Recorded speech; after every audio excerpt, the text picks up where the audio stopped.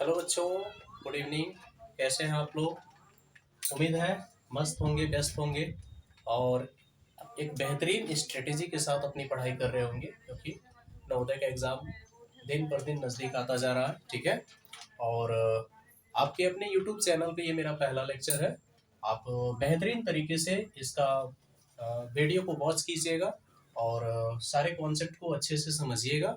और उसके बाद जो है, जो भी आपके पास बुक्स वगैरह होंगे उसको आप लगाने का प्रयास कीजिएगा। और साथ ही साथ जब भी आपका ये चैप्टर हमारा फिनिश होगा, पहला चैप्टर जो हम नवोदय क्लास 6 के लिए यहाँ पे स्टार्ट कर रहे हैं, तो पहला चैप्टर जो हम मैथ का पढ़ाने जा रहे हैं, जिस दिन आपका ये चैप्टर कंप्लीट कॉन्सेप्ट हम आपको बता देंगे, उसके बाद इस चैप्टर से रिलेटेड एकदम टॉप के 100 क्वेश्चन हम अपने माध्यम से उसको सेट करेंगे, जो कि आपके एग्जाम के पॉइंट ऑफ व्यू से सबसे इंपॉर्टेंट क्वेश्चन में से एक होंगे। ठीक है। आप उन्हीं टॉप के 100 प्रश्नों को अच्छे से लगा लेंगे, फिर आप आसानी से हर एक चैप्टर को ऐसे ही हम आपके कंप्लीट कराएंगे। 3 से 4 पार्ट में या 5 पार्ट में आपका चैप्टर का कॉन्सेप्ट कंप्लीट होगा। उसके बाद हम उस चैप्टर से रिलेटेड जो है टॉप 100 क्वेश्चन लेकर के आएंगे, आपसे डिस्कस करेंगे और आपके सारे कॉन्सेप्ट को बता देंगे। तो आज का जो आपका चैप्टर है बच्चों, नवोदय क्लास 6 के लिए जो चैप्टर फर्स्ट है, वो है आपका संख्या प्रणाली।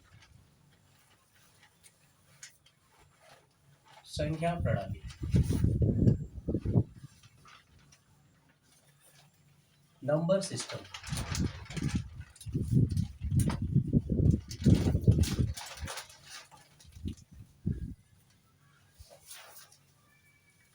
ये आपका पहला पार्ट है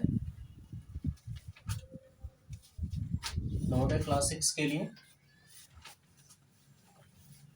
तो देखिए बच्चों, जो आपका संख्या प्रणाली चैप्टर है, इसके विषय में हम डिस्कस करने से पहले आप यहाँ पे देख ही रहे हैं, यहाँ पे हमने लिखा है संख्या और यहाँ पे हमने लिखा है प्रणाली। पहले इन दोनों वर्ड के कॉन्सेप्ट को हम अच्छे से समझ लेते हैं। संख्या क्या होता है, सभी बच्चे जानते हैं हमारी संख्याएं क्या होती है। उदाहरण के रूप में हम कोई भी संख्या ले लेते हैं, जैसे हम यहाँ पे ले लेते हैं 25 एग्जाम्पल के रूप में। ठीक है बच्चों। और प्रणाली क्या होता है बच्चों? प्रणाली प्रणाली को हम क्या कह सकते हैं? तो हम कह सकते हैं प्रणाली को किसी भी वस्तु या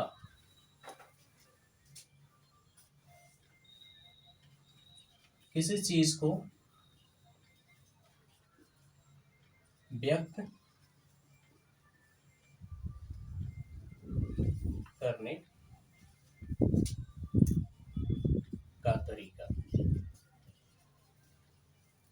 ठीक है बच्चों। कोई भी ऑब्जेक्ट है या किसी भी प्रकार की वस्तु है, उसको रिप्रेजेंट करने का किस मेथड से, आप किस तरीके से आप उसको रिप्रेजेंट कर रहे हो, व्यक्त कर रहे हो, यही हमारा क्या कहलाता है? प्रणाली कहलाता है। कोई भी आप वर्क करते हो, उसको यदि आप सिस्टमेटिक तरीके से, मतलब एक विशेष किसी नियम के अनुसार आप उसको करते हो, तो ही आपका प्रणाली कहलाता है। यहाँ पे बच्चों संख्या आपके सामने हमने 25 लिखा है, 25।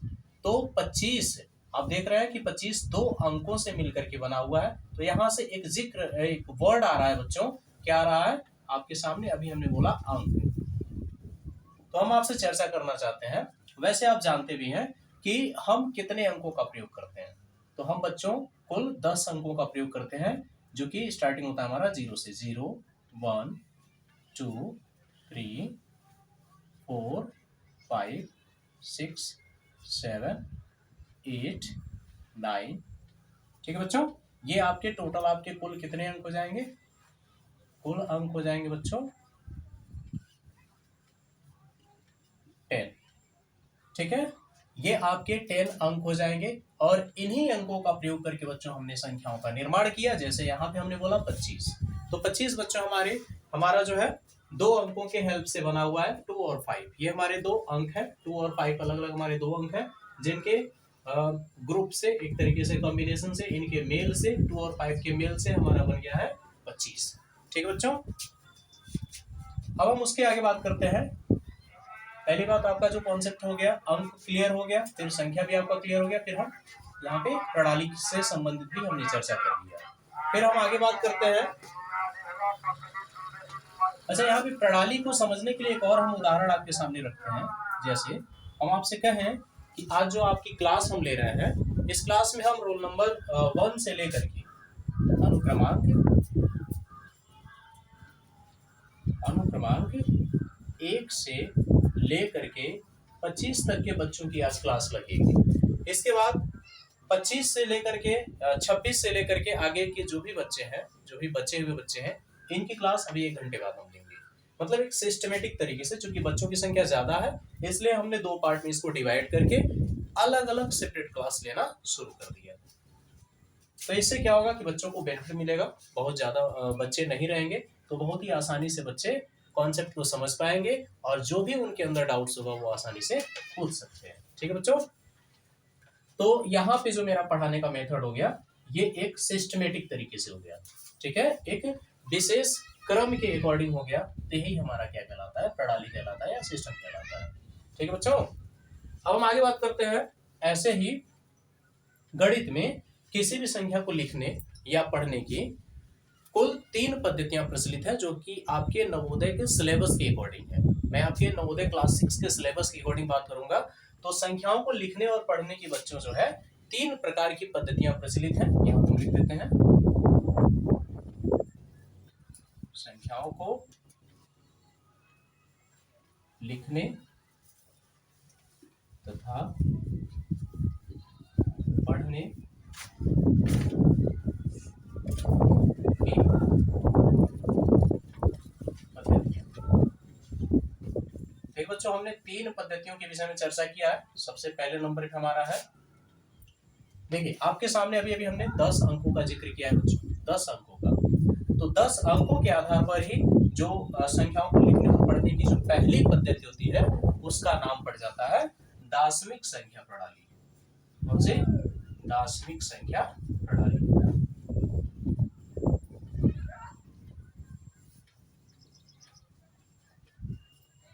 जिसको हम कहेंगे डेसिमल नंबर सिस्टम।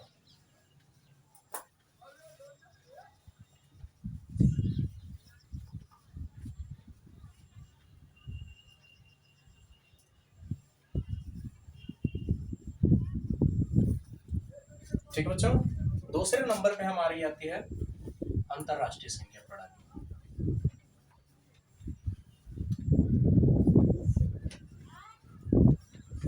अंतरराष्ट्रीय संख्या प्रणाली, जिसको बच्चों हम कहते हैं international number system.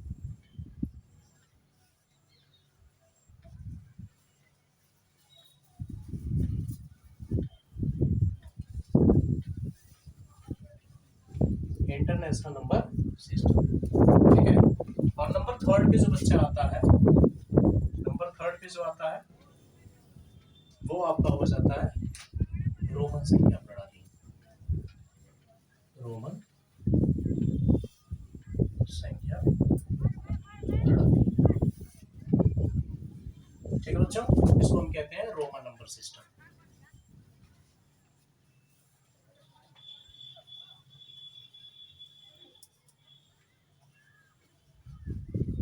Roman number system. ठीक है बच्चों, अब हम इसके आगे बढ़ते हैं। तो सबसे पहले हम बात करेंगे दार्शनिक संख्या प्रणाली के विषय में, थोड़ा सा डीप स्टडी करेंगे। दार्शनिक संख्या प्रणाली।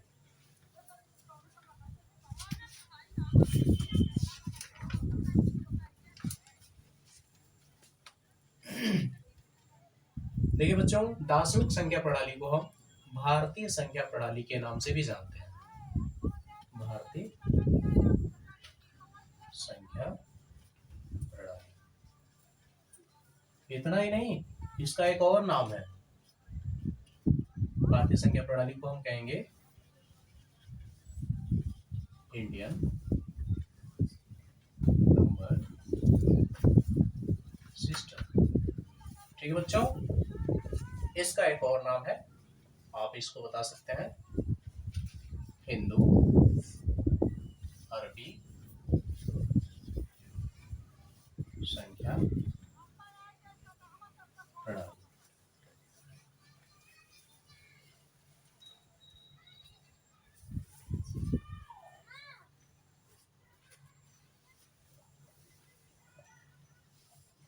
Hindu,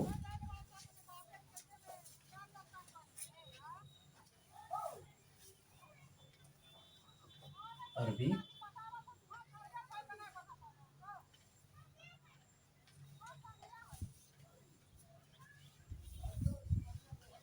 number system.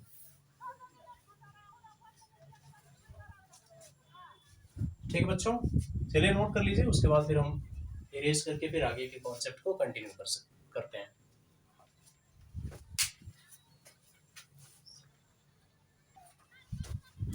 ठीक है बच्चों, अब हम आगे कंटिन्यू करते हैं, भारतीय संख्या प्रणाली के विषय में कुछ और भी खास बातें पढ़ते हैं।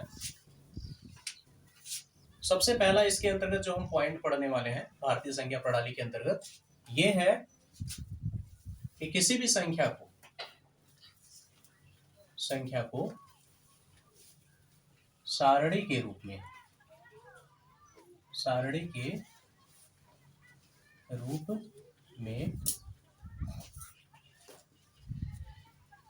व्यक्त करना। चूंकि बच्चों आप क्लास 5 में हैं, 6 के लिए नवोदय की तैयारी कर रहे हैं, तो हम आपसे यह उम्मीद करते हैं कि आप इससे पहले जो आप लोअर क्लास में पढ़े हैं, संख्याओं को चार्ट के रूप में रिप्रेजेंट करना आप जरूर जानते होंगे। लेकिन यहाँ पे चूंकि ये टॉपिक में है, सिलेबस में है आपके, तो एक बार हम इस टॉपिक को थोड़ा सा आपको रिकॉल करा देते हैं, रिमाइंड करा देते हैं। ठीक है बच्चों, तो यहाँ पे हम एग्जाम्पल ले लेते हैं। एग्जाम्पल के थ्रू हम उसको समझेंगे तो थोड़ा अच्छा लगेगा और चीजें अच्छे से समझ में भी आएंगी। किसी भी संख्या को सारणी के रूप में व्यक्त करना, इसका मतलब ये हुआ कि कोई आपके सामने गिवन नंबर है, कोई संख्या दी गई है, उसको आपको चार्ट के रूप में रिप्रेजेंट करना है। चार्ट समझ रहे हैं ना? अभी देखिए यहाँ पे उदाहरण के रूप में हम यहाँ पे लेते हैं, जैसे मान लीजिए मैं यहाँ पे एग्जाम्पल के रूप में ले लेते हैं 27,430। ठीक है बच्चों, यहाँ पे आपके सामने एक संख्या हमने लिख दिया है। ठीक है बच्चों, इस संख्या को आपको चार्ट के रूप में व्यक्त करना है, यहाँ पे सारणी के रूप में व्यक्त करना है। तो आप सारणी कैसे इसकी बनाएंगे? चूंकि आप जानते हैं कि भारतीय संख्या प्रणाली में किसी भी प्रकार की संख्या को आपको लिखना हो चाहे पढ़ना हो, तो आप कुछ यूनिट का यूज करते हैं। वो यूनिट आपके इस प्रकार होंगे, जैसे इकाई, दहाई, सैकड़ा, हजार, 10,000,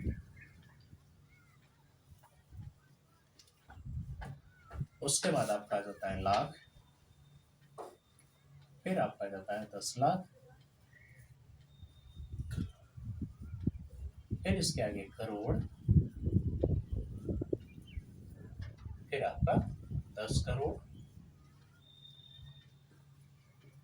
इसके आगे और भी आप चलते जाएंगे, बढ़ते जाएंगे। ठीक है बच्चों, तो भारतीय संख्या प्रणाली में हम संख्याओं को लिखने के लिए इन यूनिट्स का यूज करते हैं। इन मात्रकों का इस्तेमाल करके ही हम किसी भी प्रकार की संख्या को भारतीय संख्या प्रणाली में या तो लिख सकते हैं या तो पढ़ सकते हैं। ठीक है बच्चों, अब हम क्या करते हैं, इन्हीं यूनिट्स का यूज करके, इन्हीं इकाई का यूज करके, मात्रकों का प्रयोग करके हम ये जो हमारे सामने जो संख्या लिखी गई है 27,430, इस संख्या को चार्ट के रूप में हम रिप्रेजेंट करेंगे। तो यहाँ पे उसके लिए बच्चों यहाँ पे हम क्या करते हैं, चार्ट ग्रुप में देखिए ऐसे हम एक चार्ट बनाते हैं। हम यहाँ पे एक चार्ट बनाने का प्रयास कर रहे हैं, देखिए आप लोग,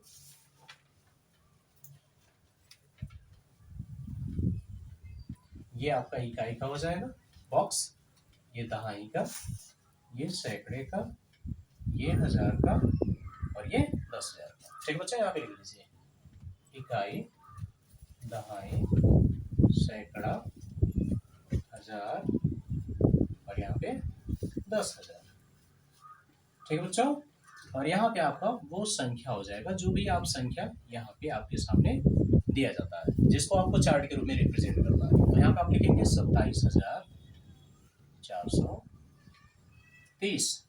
ठीक बच्चों, भारतीय संख्या प्रणाली में आप इस संख्या को कैसे पढ़ेंगे? आप यही कहेंगे ना, 27,430 लिखा हुआ है, तो आप यहाँ पे इसको लिखिए ना, क्रम से लिखिए। ये होता है क्या? इकाई। ये क्या होता है?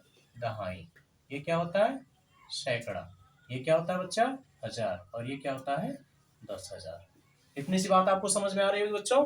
तो अब आपको क्या करना है, अब आपको यहाँ पे नोटिस करना है कि इकाई स्थान के नीचे कौन सा अंक है आपका।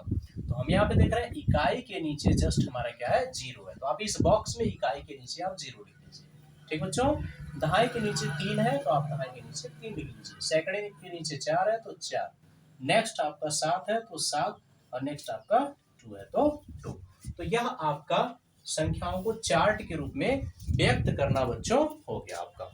ठीक है, ये देख लीजिए आप यहाँ पे। और इसके पहले आप जब क्लास 4 में या 3 में आप पढ़ रहे होंगे तो आपको संख्याओं को, नंबर्स को, ठीक है, चार्ट के रूप में रिप्रेजेंट करना सिखाया गया होगा। ठीक बच्चों, फिर भी आपका एक तरीके से ये रिवीजन हो गया, आप इसको देख सकते हैं और समझ सकते हैं। इससे अगला जस्ट हमारा इसी का जस्ट अपोजिट जो टॉपिक हमारा होता है वो आपका होता है संख्याएं हमारी शब्दों के रूप में दी गई रहती हैं, या ऐसे हम कहें तो ऐसे हमारी संख्याएं चार्ट के रूप में दी गई रहती हैं। इनको हम क्या करते हैं, ऐसे नॉर्मल तरीके से, साधारण तरीके से इसको हम लिखते हैं। ठीक है, आई होप आप इसको लिख लेंगे। यदि आपके सामने कोई भी चार्ट के रूप में कोई डेटा दिया गया है और उसको साधारण संख्याओं के रूप में लिखना रहेगा तो आप बहुत ही आसानी से उसको क्या कर लेंगे, लिख लेंगे। ठीक है बच्चों, नेक्स्ट हमारा जो टॉपिक है वो है हमारा, कोई भी संख्या लिखी गई है, संख्याओं को, किसी लिखी गई संख्याओं को शब्दों में लिखना। ठीक है बच्चों, यहां पे हम ये भी आप कर चुके हैं, इसके पहले वाले क्लास में आप पढ़ चुके होंगे, लेकिन फिर भी आपका रिवीजन के पर्पज से एक बार हम आपको यहाँ पे, ठीक है, रिकॉल करा देते हैं। जैसे देखिए यहाँ पे यदि हमको लिखना है, संख्या है हमारी कोई संख्या 1729। ठीक है बच्चों, तो इसको हमको शब्दों में लिखना है। ध्यान रखिएगा, ये संख्या है हमारी, इस संख्या को हमको किस में लिखना है, शब्दों में लिखना है। ठीक है, तो हम लिखेंगे, इसको हम क्या लिखेंगे, कैसे लिखेंगे, आप जानते हैं ये है इकाई, ये है दहाई, ये है सैकड़ा, और ये क्या है, हजार। तो आप कहेंगे, आप क्या कहेंगे, 1000। क्या कहेंगे, 1000 729। ठीक है बच्चों, तो ये आपका कोई संख्या है, नंबर्स के फॉर्म में दिया गया है, इसको आप वर्ड के फॉर्म में, शब्दों के रूप में आप आसानी से लिख सकते हैं। फिर इसी का जस्ट अपोजिट आता है बच्चों, शब्दों के रूप में दिया गया रहता है, कोई संख्या आपके सामने शब्द के रूप में लिखी गई रहेगी, उसको आपको नंबर्स के फॉर्म में लिखना रहेगा। मुझे उम्मीद है क्योंकि आप क्लास 5 के स्टूडेंट हैं और खास तौर पे नवोदय की तैयारी कर रहे हैं, तो ये छोटे मोटे चीज तो आपको आते ही होंगे। ठीक है, तो अब हम इससे आगे बढ़ते हैं। ठीक है बच्चों, यहां तक आप नोट कर लीजिए।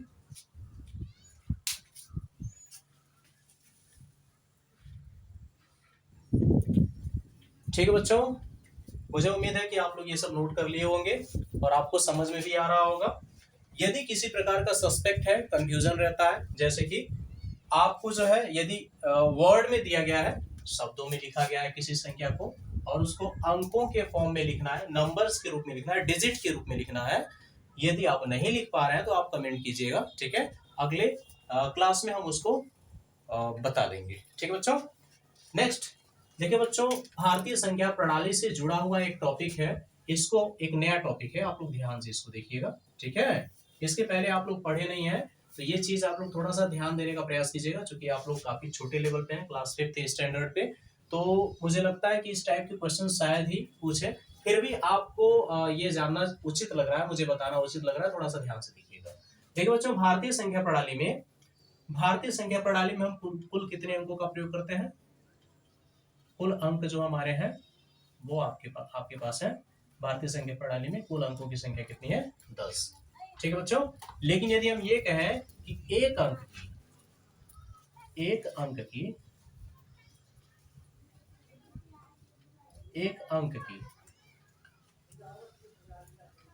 की कुल कितनी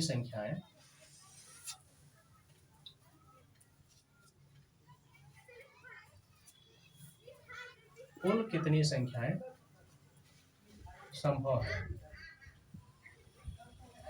तो देखिए बच्चों, एक अंकों की कुल कितनी संख्याएं संभव होंगी? आपके सामने यहाँ पे लिखा हुआ है 1 2 3 4 5 6 7 8 और 9। यानी जो आपके सामने कुल अंक होंगे, कुल कितने अंक हो जाएंगे? कुल आपके सामने अंकों का प्रयोग जो हो जाएगा वो 9 अंक हो जाएगा। ठीक है बच्चों, इसी प्रकार, ठीक इसी प्रकार हम आपसे कहें कि 1 से लेकर के 26 तक की संख्याओं को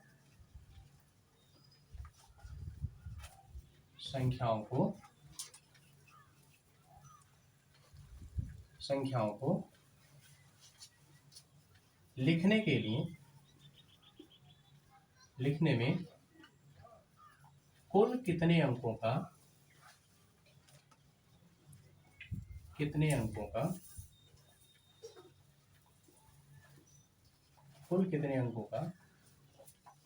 प्रयोग किया जाएगा?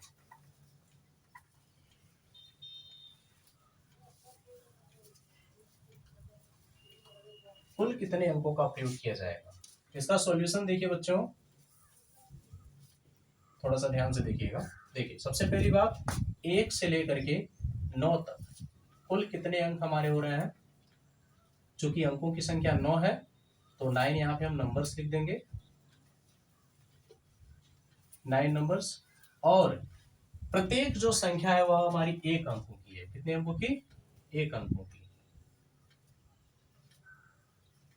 1 डिजिट। तो ये आपका आ जाएगा बच्चों, कुल कितने डिजिट आ जाएंगे? 9 डिजिट्स आ जाएंगे। कुल कितने अंक आ जाएंगे बच्चों? 9 अंक। ठीक है, अब हम इससे आगे बढ़ते हैं। 10 से लेकर के 10 से लेकर के 26 तक प्रयोग में लाई गई अंकों की संख्या। तो देखिए बच्चों, 10 से लेकर के 26 तक आप देख रहे हैं, जैसे ही आप 9 से 10 पे पहुंचते हैं तो आपके सामने 2 अंक आ जाते हैं, यानी 1 और 0। इन 2 अंकों का प्रयोग करके 10 का निर्माण होता है, 1 का और 0 का, 0 का। ठीक है, तो हम यहां से नोटिस कर रहे हैं कि जैसे ही हम 10 से स्टार्टिंग कर रहे हैं अपना काउंटिंग, तो 2-2 अंकों का प्रयोग करते हुए चल रहे हैं। इसका मतलब ये हुआ कि 10 से लेकर के आप 26 तक जब आप जा रहे हैं, ठीक है बच्चों, तो आपको इसमें कैलकुलेट करना है कि कितने 2 अंकों की कितनी संख्याएं यहाँ पे हो रही हैं। तो आप क्या कीजिएगा कि 26 में से 10 आप घटा दीजिएगा और इसमें आप 1 ऐड कर दीजिएगा। तो आप 10 घटाएंगे, सब्ट्रैक्ट करेंगे यहाँ पे, तो 26 में से 10 जाएगा तो आपको 16 मिलेगा, 16 में 1 जोड़ देंगे तो 17 मिल जाएगा। ठीक है बच्चों, तो आपके सामने 2 अंकों की जो संख्याएं हो रही है वो कितनी हो रही है? 17। ठीक है, तो यहाँ पे हम यहाँ पे क्या करते हैं, 17, 2 अंकों की कितनी संख्या हो रही है? 17। तो यहाँ पे हम कर देंगे 17 नंबर्स मल्टीप्लाई बाई एक नंबर जो आपका हो रहा है वह कितने अंकों का हो रहा है? 2 अंकों का। तो यहाँ पे हम 2 डिजिट से गुणा कर देंगे, तो ये हमारा 17 2 34। कितने अंक हो गए बच्चों? 34 अंक आपके हो जाएंगे। तो ये आपके 34 अंक, और प्लस यहाँ पे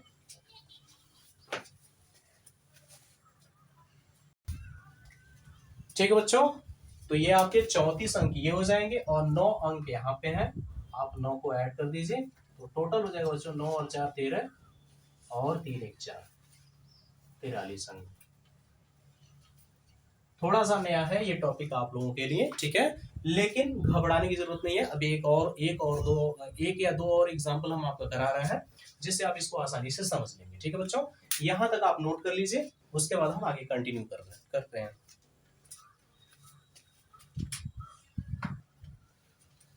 ठीक है बच्चों, डिजिट को काउंट करने के पैटर्न पे ही अगला हम यहाँ पे एग्जांपल लेते हैं।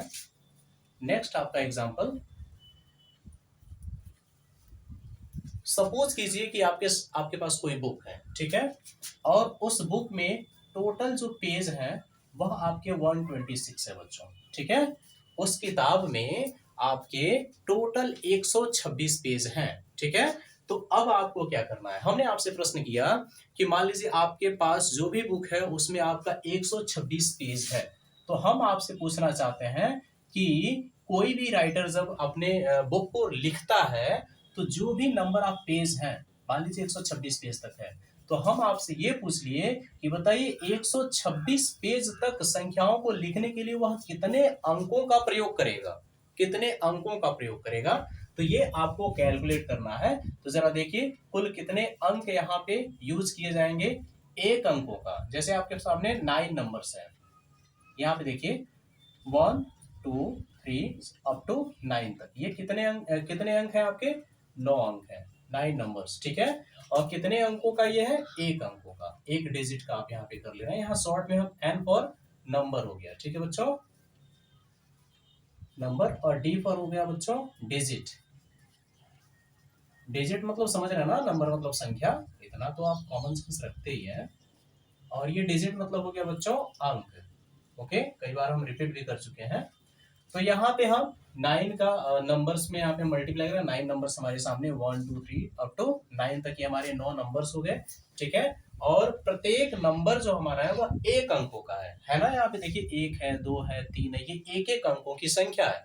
तो यहाँ पे हम 1 डिजिट लिखे हैं, इसका मतलब यहाँ पे 9 का 1 में मल्टीप्लाई करेंगे तो ये हमारा 9 बन जा 9 डिजिट हो जाएगा। ठीक है बच्चों, अब हम बात करते हैं 10 से लेकर के 10 11 12 अप टू कहां तक, 99 तक। क्योंकि आप जानते हैं कि 100 जैसे ही आप 100 पे पहुंचेंगे वहां पे अंकों की संख्या जो आप काउंट कर रहे हैं वो कितनी हो जाएगी, 3 हो जाएगी।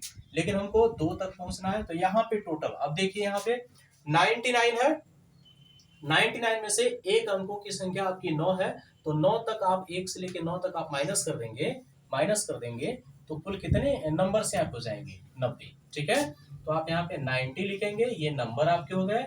और प्रत्येक नंबर देखिए यहाँ पे प्रत्येक नंबर 1 2 1 2 1 2, और यहाँ पे भी कितने 1 2, यानी दो दो अंकों का प्रयोग करके बनाया। तो यहाँ पे आप क्या कर देंगे, 2 का 2D लिख देंगे और इसका मल्टीप्लाई करेंगे तो 9 2 जा 18, यानी 180 अंक हो जाएंगे बच्चों। ठीक है, अब ये आपके 99 तक हो गया, हमने बोला 126 पेज तक। तो अब आप देखिए 100 से जब आप चलेंगे 100 फिर 101 अप टू कहां तक, 126 तक। ठीक है बच्चों, तो आप देख रहे हैं कि 101 से 126 तक आप कितने टोटल कितने डिजिट चल रहे हैं, मतलब कितनी संख्याएं चल रहे हैं आप 100 से लेकर के। तो आप 100 से लेकर के देखेंगे तो आप क्या कर देंगे इसमें 126 में। ठीक है बच्चों, 126 में से आप क्या कर देंगे, यहां से 100 से जब आप काउंट करेंगे तो ये टोटल कितने हो जाएंगे, ये आपके हो जाएंगे 27 नंबर्स हो जाएंगे। ठीक है बच्चों, 27 नंबर, अरे 1 से लेकर के 26 तक तो ये आपके 26 हो जाएंगे, अब प्लस ये आपका 100 आप काउंट करोगे, क्योंकि 100 में भी 3 डिजिट आ गए ना, 3 अंक, तो ये आपके टोटल 27 नंबर होंगे। और प्रत्येक नंबर में कितने अंक हैं, आप देखिए 1 2 3 1 2 3 1 2 3, यानी 3 अंकों का। तो आप यहाँ पे 3 डिजिट का गुणा कर देंगे, 27 3 बच्चों होता है 81, ये आपके डिजिट हो गए। अब आपको बताना है कि कुल कितने अंक हो गए, तो 9 और ये 180 और 81, इन तीनों को आप क्या कर लेंगे, ऐड कर लेंगे, जिससे आपको पता चल जाएगा कि जो राइटर ने अपना बुक लिखा 126 नंबर पेज तक, तो वह कुल कितने अंकों का प्रयोग करके 126 तक लिखा है। ठीक है बच्चों, तो आप ऐड कर लिए 9 + 0 9 9 + 1 10 10 को 0 कैरी 1 1 + 8 9 9 और 8 कितना हो जाएगा 17 17 को आप 7 लिखेंगे, कैरी आपका 1 1 और 1 2। तो आप कहेंगे कि 270 डिजिट्स का, ठीक है बच्चों, 270 डिजिट्स का यूज करके जो है प्रयोग करके आप 126 नंबर पेज तक क्या करेंगे, पेज की संख्या का निर्धारण करेंगे। ठीक है बच्चों, इसी के आधार पे एक आपका क्लास वर्क है जो आप करेंगे, और करने के बाद सॉल्व करेंगे क्वेश्चन को। सॉल्व करने के बाद आप कमेंट बॉक्स में जाकर के अपना आंसर रिप्लाई के रूप में दे देंगे, हम सबके आंसर को चेक करेंगे। ठीक है बच्चों, ये आपका क्लास वर्क है। एक लेखक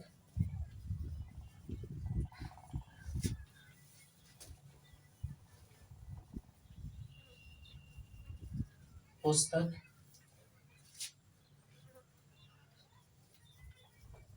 एक लेखक पुस्तक को लिखता है, एक लेखक पुस्तक को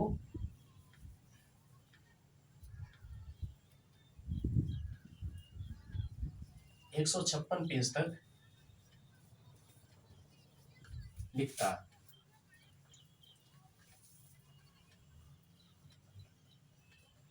तो उसके द्वारा प्रयुक्त कुल अंकों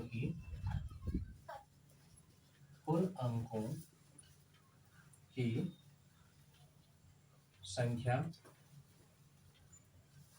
बताइए।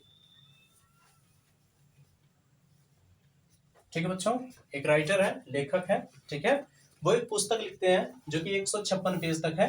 अब आपको क्या बताना है कि 156 नंबर पेज तक लिखने के लिए उन्होंने कुल कितने अंकों का प्रयोग किया, जो कि इसी पैटर्न पे आप चाहें तो लगा सकते हैं। लगाने के बाद आप कमेंट बॉक्स में इसका आंसर जरूर दीजिएगा। ठीक है बच्चों,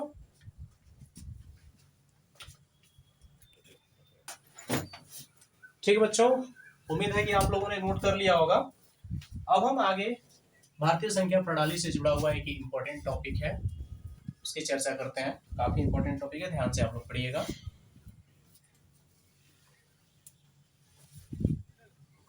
संख्याओं के प्रकार, टाइप्स ऑफ नंबर।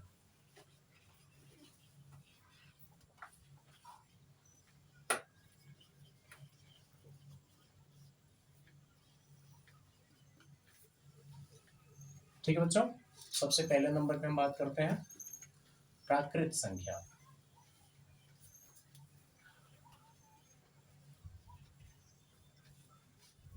इंग्लिश में कहें तो नेचुरल नंबर।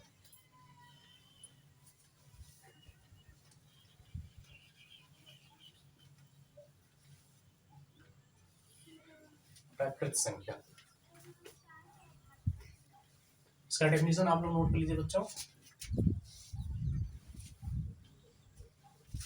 वे संख्याएं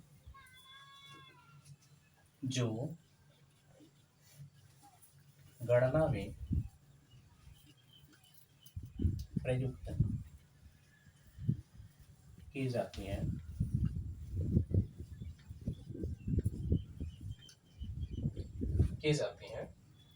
प्राकृत संख्याएं कहलाती हैं।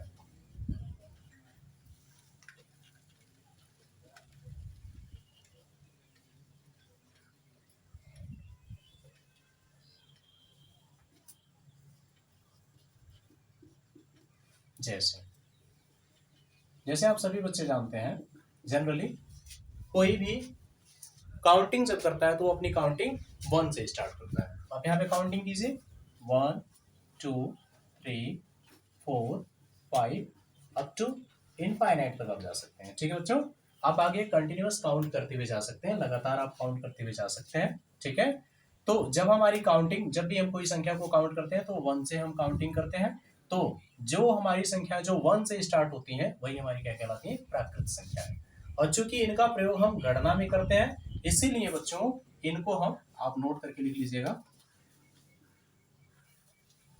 इन्हें मतलब किन्हें, प्राकृत संख्या को, इन्हें गणन संख्याएं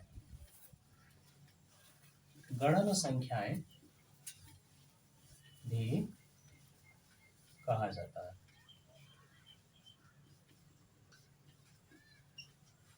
साथ ही दूसरा भी पॉइंट आप नोट कर लीजिएगा कि प्राकृत संख्या को कैपिटल एन से व्यक्त किया जाता है।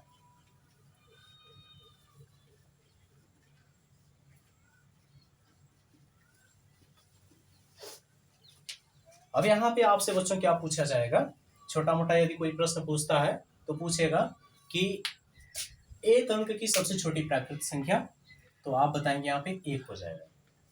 इसी को थोड़ा सा चेंज करके पूछे हम कि 2 अंकों की सबसे छोटी प्राकृत संख्या क्या हो जाएगी, तो आपका 10 हो जाएगा। 2 अंकों का सबसे छोटा प्राकृत संख्या क्या हो जाएगा, 2 हो जाएगा।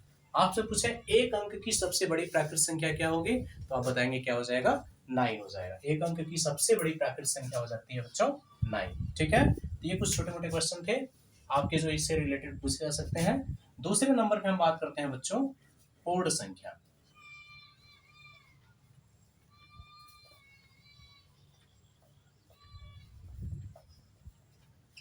जिसको इंग्लिश में कहते हैं होल नंबर।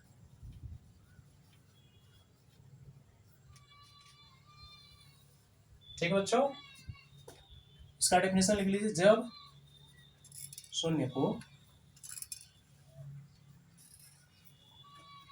शून्य को प्राकृत संख्याओं में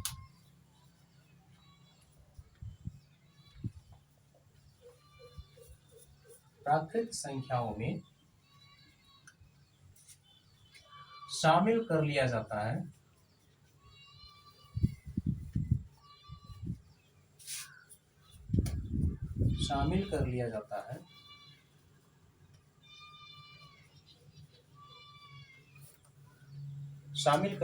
है, तो ये पूर्ण संख्याएं कहलाती हैं।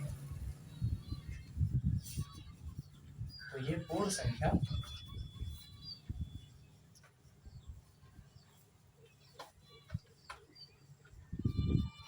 कहलाती है। जैसे काउंटिंग जब हम 0 से स्टार्ट करते हैं, जैसे 0, 1, 2, 3, 4 एक्सेट्रा, आप इनफाइनाइट तक चले जाइए, तो ये आपकी पूर्ण संख्या हो जाएगी। ठीक है बच्चों, नीचे आप नोट करके लिख लेंगे,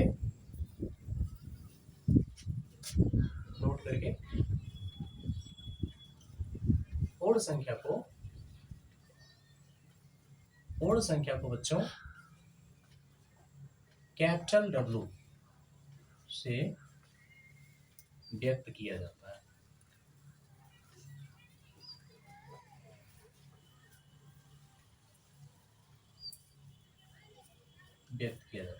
ठीक है बच्चों, आगे हम बात करते हैं नेक्स्ट जो नंबर टाइप है, वो आपका थर्ड है सम संख्या बच्चों। सम संख्या, जिसको हम इंग्लिश में कहेंगे इवन नंबर।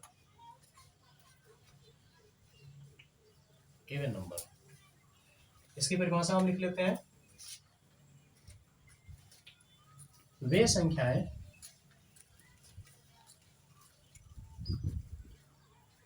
जो 2 से पूर्णतः विभक्त होती हैं,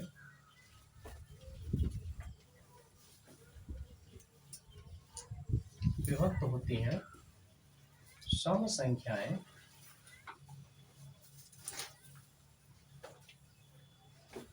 कहलाती हैं।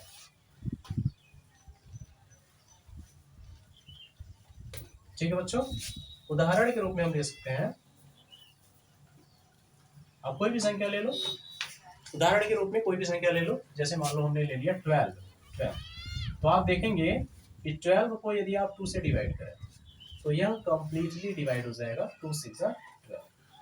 ठीक है बच्चों, तो हम कहेंगे कि जो हमारा 12 है, यह हमारा कौन सा नंबर है, सम संख्या है। क्या है, सम है।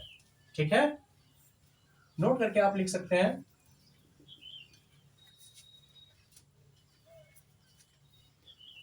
सबसे पहला पॉइंट, जिन संख्याओं का, कोई भी संख्या है, जिन संख्याओं का इकाई अंक मतलब समझ रहे हैं ना, ब्रैकेट में सबसे अंतिम अंक,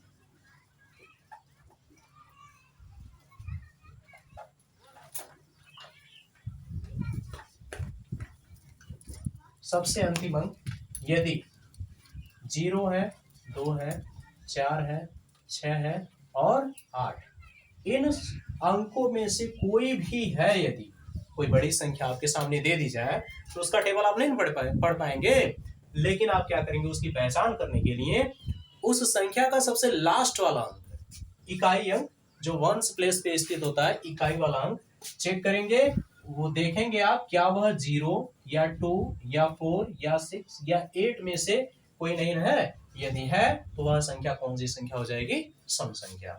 अगर नहीं है, इनमें से कोई नहीं मिल रहा है, तो वह कौन सी संख्या हो जाएगी?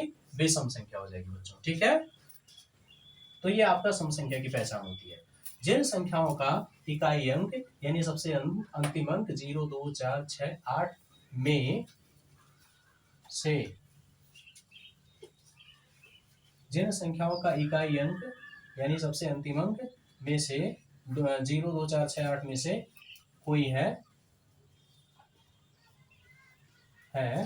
तो वह संख्या कौन सी संख्या होगी? सम संख्या कहलाएगी, सम संख्या कहलाएगी बच्चों।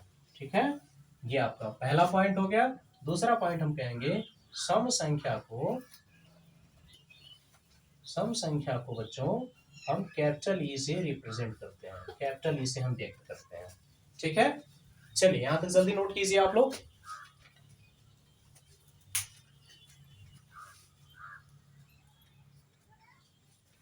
ठीक है बच्चों, उम्मीद है कि आप लोग नोट कर लिए होंगे। इसके आगे हम बात करते हैं। जो अगला टाइप हमारा नंबर 4 है आपका विषम संख्या।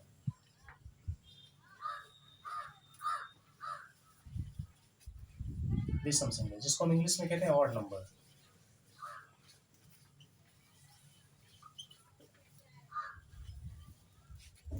ऑड नंबर, तो इसका आप डेफिनेशन लिखेंगे, ऐसी संख्याएं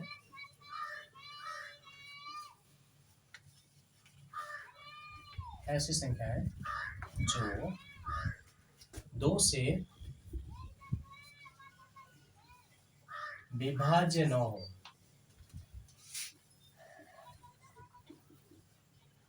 क्या कहलाती हैं? विषम संख्या कहलाती है।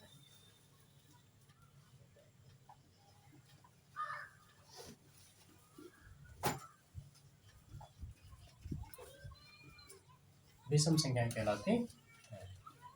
ठीक है बच्चों, जैसे आप उदाहरण के रूप में आप समझिए, जैसे आपके सामने कोई भी आप एक संख्या ऑड नंबर ले लो, 13 हम ले लिए।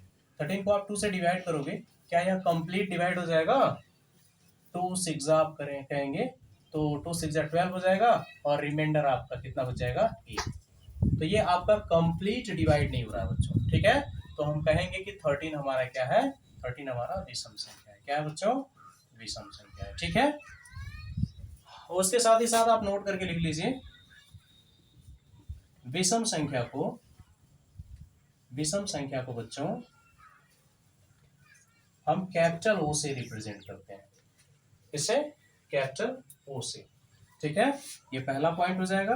दूसरा पॉइंट आपका हो जाएगा, कोई भी बच्चा विषम संख्या है तो विषम संख्या का जो इकाई अंक होता है बच्चों, इकाई अंक मतलब सबसे लास्ट वाला अंक, वह आपका होता है 1, 3, 5, 7 और 9।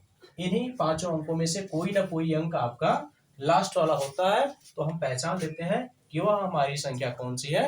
विषम संख्या है। ठीक है बच्चों, देखिए बच्चों, ये आपके प्लेटफॉर्म स्टूडेंट कैरियर क्लासेस पे मेरा पहला लेक्चर है, जिसमें थोड़ा बहुत कुछ टेक्निकल इशू आया है। कहीं साउंड आपका क्लियर नहीं आ रहा है, कहीं पे हो सकता है कैमरे की क्वालिटी आपको ना दिखाई दे रही हो उतने अच्छे से, और ये आपका व्हाइट बोर्ड पे जो भी मैटर लिखा गया है हो सकता है कि आपको स्पष्ट दिखाई ना दे रहा हो या कोई प्रॉब्लम आ रही हो।